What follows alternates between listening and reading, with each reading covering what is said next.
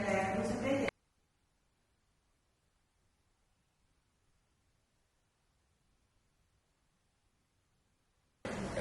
Ovviamente è fondamentale sviluppare e tenere attive tutta questa offerta formativa che ci consente. Ultimamente, perché è contenuta nel PNRR a causa del virus. E poi si vive anche, come dire,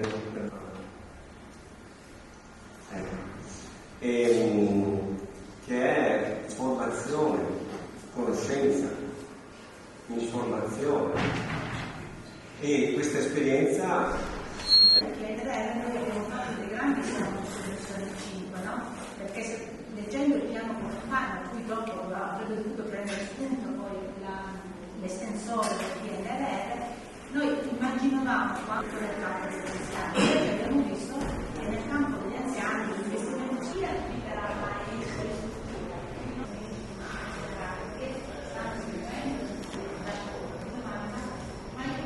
l'assistenza domiciliare per gli anziani che avevano il Covid. Quindi, come dire, con tutte le caratteristiche del caso, quindi siamo riusciti a mantenere in ci posso pensare, perché poi che medici sarebbero andati in pensione non credo che fosse abbastanza prevedibile. Visto da diversi punti di vista.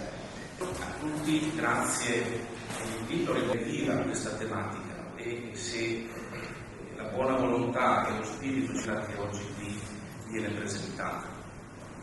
Approfitto del fatto un contributo a livello culturale con che effettivamente le cose non solo si stiano cambiando in ambito sociosanitario e socioassistenziale, ma in realtà siano già cambiate e si stiano ponendo le basi per ma si sia già mosso e si stia alternative senza dubbio necessarie, esistenti o in corso di sperimentazione, oppure sia coordinata dal Presidente della Commissione.